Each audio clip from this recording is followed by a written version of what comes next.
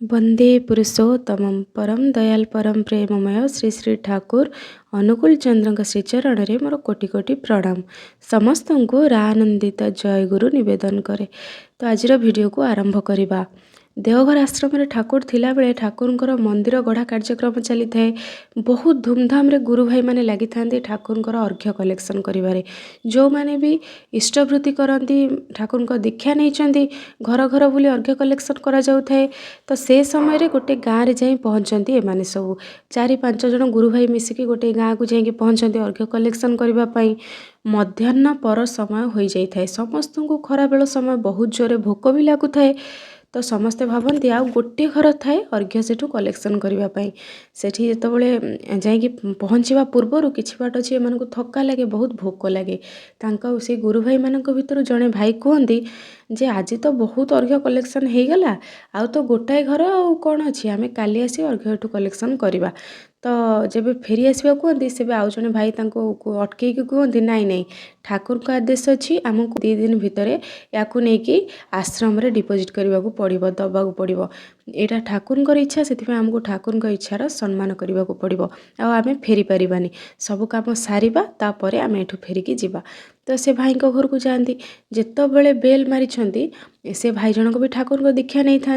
से भाई हठात घर बाहरी आए जब कही इष्टवृत्ति कथा अर्घ्य कलेक्शन कथा से कही से भाई केजाणी कहीं गाली दबा आरंभ कर दियंती। खराब भाषा प्रयोग कर कहती बहुत ताच्छल्य कर कथबार्ता करती ठाकुर को बहुत गाली करती। ये भाई माने ठाकुर को अपमान शुणिले कौन किए सही पारे। तो आमे भी कौन सही पार आमको जी ठाकुर विरोध में कथबार्ता कर। तो से भाई एमाने सही पार न था बहुत कष्टे मस्ते एडजस्ट करके साइलेंटली रही था। किंतु से भाई जो मन इच्छा कर कही चलता मन इच्छा तुम ठाकुर भंड एमती आम दीक्षा नहीं भूल कलु मास पुरुनी तुम मैंने चली आसुच इष्टवृत्ति नापी यहाँ भूल कथा आम पाखे पैसा नहीं तुम पलाओ कौन पर आसमती बहुत सब कथा शुणी दियंती। तो जितेबाला एत कथा कहती ये भाई जनक पाटर बाहर जाए हठात कही दिखती तुम जमती कर्म करमती फल अवश्य तुमको मिल। ये भाई पार्टी पदे कथा बाहरी जाए। ये भाई हठात रागी जाती रागिकी आज जो ठाकुर एत अपमान संभाली न पारी भाई अभिशाप देला भाया कथा कहती।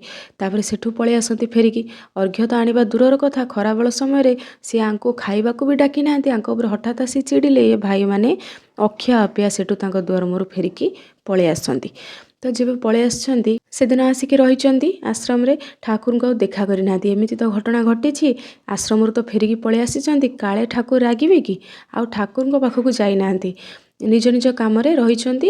3 दिन पर जितेबाला आश्रम को जाइछंती ठाकुर को देखा करने को सेतेबाला ठाकुर कहते कौन तमने से दिन अखिया आपे से घर चली आसिल किंतु तुम जा कह पछे तुम यहाँ कहवा ठीक है एमती कहबार नाला। सेठी से आश्चर्य कहले ठाकुर आपण केमी जानले।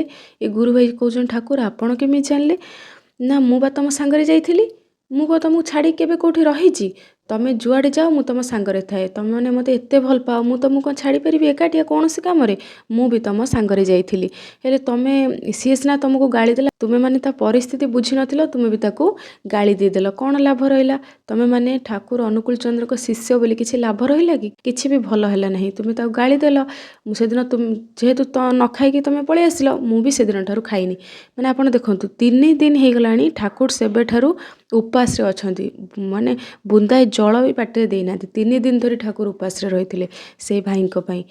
तो जब एत सब कथा घटला से भाई जनक आश्चर्य हो कांदी पकेले कहले कहीं ठाकुर आपण आम पाई मो पे आपण खाई ना मुझे पलि आसली बोली सेठू न खाइकी न पी रागिकी पलि आसली बोली ठाकुर कहते मु कौन तुम ठार के दूरे जाई पारे मु कौन तुमको के दूरे दे पारे।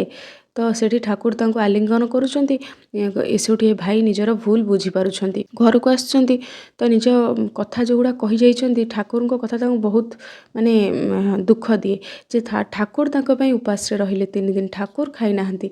तो यहाँ बहुत जो दुख देला जो ठाकुर कथा शुणला परे ता परदिन सी जाई से भाई घरे हाजर। तो जब से भाई घर को जाइछंती से भाई से हठात बेल मारछंती से भाई कबाट खोल दे ହଠାତ୍ ବ୍ୟବହାର ପୁରା ପରିବର୍ତ୍ତନ। ସାଙ୍ଗେ ସାଙ୍ଗେ ନମସ୍କାର କରି ଜୟଗୁରୁ କରି ସେ ଭାଇଙ୍କୁ ପାଛଡ଼ି ନେଇଯାଆନ୍ତି। ଇଏ ଭାଇମାନଙ୍କୁ ଘରକୁ ପାଛଡ଼ି ନେଇଯାଆନ୍ତି। ଇଏ ଭାଇ ନିଜ ଭୁଲ ପାଇଁ କ୍ଷମା ମାଗିବା ପୂର୍ବରୁ ହିଁ ସେ କୁହନ୍ତି, ଭାଇ ମୋର ଭୁଲ ପାଇଁ ମୋତେ କ୍ଷମା କରିଦିଅନ୍ତୁ, ମୁଁ ଆପଣଙ୍କୁ ବହୁତ କଥା ସେଦିନ କହିଗଲି ପୁରା ହସ ହସ ମୁହଁରେ, ଆଉ ମୋର ଭୁଲ ହେଇଯାଇଛି, ମୋତେ କ୍ଷମା କରିଦିଅନ୍ତୁ, ମୋର ଏମିତି କହିବାର ନଥିଲା, ମୁଁ ଠାକୁରଙ୍କୁ ଧରିକି ବି ଆଜି ପର୍ଯ୍ୟନ୍ତ ନିଜ ଚରିତ୍ର ବଦଳେଇ ପାରିଲିନି, ମୋତେ କ୍ଷମା କରିଦିଅନ୍ତୁ। ତ ଏମିତି ବହୁତ କଥା କହିଲା ପରେ ଇଷ୍ଟଭୃତି ବାଣୀ ଯାଚିକି ଦେଇଛନ୍ତି ଯେ ନିଅନ୍ତୁ ଠାକୁରଙ୍କ ପଇସା, ତାଠାରୁ ଅଧିକ 2 ଗୁଣା ଅଧିକ ପଇସା ସେ ଦେଇଛନ୍ତି, ଯେହେତୁ ଠାକୁରଙ୍କ ମନ୍ଦିର କାମ ଚାଲିଥାଏ ଅଧିକ ପଇସା ଆହୁରି ଦେଇଛନ୍ତି। ତ ସେଠି ଭାଇ ଆଶ୍ଚର୍ଯ୍ୟ ହେଇ କୁହନ୍ତି ନାଇଁ ନାଇଁ ଏଥିରେ ମୋର ବି ଭୁଲ ଅଛି, ମୁଁ ଏତେ ରାଗି କହିବାର ନଥିଲା। ଆଚ୍ଛା ଯଦି ଏତେ ଆପଣ କହୁଛନ୍ତି, ଆପଣ କାହିଁକି ସେଦିନ ରାଗିଲେ, କ'ଣ କାରଣ ଥିଲା ଏମିତି କହିବାର ପ୍ରୟୋଜନ? ସେ ଭାଇ କହୁଛନ୍ତି, ଆଜ୍ଞା ମୋ ସ୍ତ୍ରୀର କ୍ୟାନ୍ସର ଲାଷ୍ଟ ଷ୍ଟେଜ୍, ଆଉ ଅଳ୍ପ ଦିନ ତା'ର ଆୟୁଷ, ସେ ଅଳ୍ପ ଦିନରେ ମରିବାର ଅଛି। ତ ଏକଥା ଯେତେବେଳେ ମୁଁ ଶୁଣିଲି, କେଉଁ ସ୍ୱାମୀ କ'ଣ କେବେ ସ୍ତ୍ରୀର ଏତେ ବଡ଼ କଥା ଶୁଣି ଧୈର୍ଯ୍ୟ ଧରି ରହିପାରେ? ତ ମୁଁ ବହୁତ ଡକ୍ଟରଙ୍କୁ ତାକୁ ଦେଖେଇଲି। ଆପଣ ଯେଉଁଦିନ ମୋ ଘରକୁ ଆସିଥିଲେ ସେଦିନ ଡକ୍ଟର ମୋ ସ୍ତ୍ରୀ ପାଖରେ ଥିଲେ। ମୋ ସ୍ତ୍ରୀର ସେଦିନ ଘରେ ଚିକିତ୍ସା ଚାଲିଥାଏ, ଆଉ ମୋ ସ୍ତ୍ରୀ ଏତେ ଦିନ ରୋଗିଣା ପଡ଼ିକି ରହିଥିଲା ବୋଲି ମୋ ମନ ବି ଭଲ ନଥାଏ। ମୁଁ ଆପଣଙ୍କୁ ବହୁତ ଗାଳି ଗୁଲଜ କରିଦେଲି। ଆପଣ ଜଷ୍ଟ ଗଲା ପରେ ପରେ ଜଣେ ଡାକ୍ତର ଆସିଛନ୍ତି, ଆଉ ମୋ ସ୍ତ୍ରୀକୁ ଦେଖିବା ପାଇଁ ମୁଁ ତାଙ୍କୁ ପଠେଇ ଦେଇଛି। ତ ଯେବେ ପଠେଇଛି ସେ ମୋ ସ୍ତ୍ରୀକୁ ଦେଖିକି କ'ଣ ମୁଁ ଜାଣିନି କ'ଣ କରିଛନ୍ତି, ମୋ ସ୍ତ୍ରୀ ସମ୍ପୂର୍ଣ୍ଣ ସୁସ୍ଥ। ଆପଣ ଯେବେଠାରୁ ଯାଇଛନ୍ତି ମୋ ଘରୁ ମୋ ସ୍ତ୍ରୀ ସମ୍ପୂର୍ଣ୍ଣ ସୁସ୍ଥ ହୋଇଯାଇଛି। ତ ଏଇଟା ଠାକୁରଙ୍କ ଚମତ୍କାର ଛଡ଼ା ଆଉ କ'ଣ ହେଇପାରେ? ବୋଧହୁଏ ସେ ଶ୍ରୀ ଶ୍ରୀ ଠାକୁର ହିଁ ଥିଲେ, ଠାକୁର ହିଁ ମୋ ଘରକୁ ଆସିଥିଲେ। ମୁଁ ଆପଣଙ୍କୁ ଏତେ ଅପମାନିତ କରି ଫେରେଇ ଦେଲି, ଏଥିରେ ଠାକୁର ବି ଅପମାନିତ ହେଇଥିବେ। ତ ମୋ ପାଇଁ ମୁଁ ଆପଣଙ୍କୁ କ୍ଷମା ପ୍ରାର୍ଥନା କରୁଛି, ମୁଁ ଠାକୁରଙ୍କ ପାଖକୁ ଯିବାକୁ ଚାହୁଁଛି। ତ ଏମିତି ବହୁତ କରି କଥା କୁହନ୍ତି। ଏ ଗୁରୁ ଭାଇ ଜଣକ ସେଇଠି ବୁଝିବାକୁ ପାଆନ୍ତି ଯେ ଠାକୁର କାହିଁକି କହୁଥିଲେ ତାଙ୍କର ପରିସ୍ଥିତି ଖରାପ, ତାଙ୍କର ଏମିତି ଅସୁବିଧା ପଡ଼ିଛି, ତା'ର କାରଣ ଥିଲା ତାଙ୍କ ସ୍ତ୍ରୀର କ୍ୟାନ୍ସର। ଆଉ ଗୋଟେ ଲୋକ କ'ଣ ଏମିତି ସମୟରେ ଧୈର୍ଯ୍ୟ ଧରି ରହିପାରେ? ତା ପାଟିରୁ କିଛି ବି ବାହାରି ଯାଇପାରେ। ତ ବୋଧହୁଏ ସେଥିପାଇଁ ହିଁ ଠାକୁର ଆମକୁ ବୁଝେଇବାକୁ ଚେଷ୍ଟା କରୁଥିଲେ ଯେ ମୋର ସେମିତି ତାଙ୍କୁ କହିବାଟା ଠିକ୍ ହେଇନଥିଲା। ତ ପରସ୍ପରକୁ କ୍ଷମା ମାଗିକି ଘରକୁ ଆସନ୍ତି, ଆଉ ତାଙ୍କ ସ୍ତ୍ରୀ ସେବେଠାରୁ ସମ୍ପୂର୍ଣ୍ଣ ସୁସ୍ଥ ହେଇକି ପୁରା ଫ୍ୟାମିଲି ଠାକୁରଙ୍କ ଚରଣରେ ଆଶ୍ରୟ ନିଅନ୍ତି। ତ ଆଜିର ଭିଡ଼ିଓରୁ ଆମେ କ'ଣ ଶିକ୍ଷା କଲେ? ଦେଖନ୍ତୁ, ଯେତେବେଳେ ଏତେ ବଡ଼ ବଡ଼ ରୋଗ କ୍ୟାନ୍ସର ବି ମାନେ ପରାଜିତ ହେଇପାରୁଛେ ଠାକୁରଙ୍କୁ ଧରିକି, ଶ୍ରୀ ଶ୍ରୀ ଠାକୁରଙ୍କୁ ଧରିକି, ଯଦି ଆମେ ଠାକୁରଙ୍କୁ ଗୁରୁ କରୁଛେ ଏଥିରେ ଭୁଲ କ'ଣ? ସେ ତ ସଦ୍ଗୁରୁ, ସେ ତ ପୁରୁଷୋତ୍ତମ, ପୁରୁଷମାନଙ୍କ ଭିତରେ ଶ୍ରେଷ୍ଠ ସିଏ, ମହାପୁରୁଷ ସିଏ, ମହାନ ପୁରୁଷ, ପରମ ଦୟାଲ, ପରମ ପିତା ସିଏ। ତ ଆମେ କ'ଣ ତାଙ୍କୁ ଛାଡ଼ି କେବେ ରହିପାରୁ? ସମସ୍ତଙ୍କୁ ଜୟ ଗୁରୁ।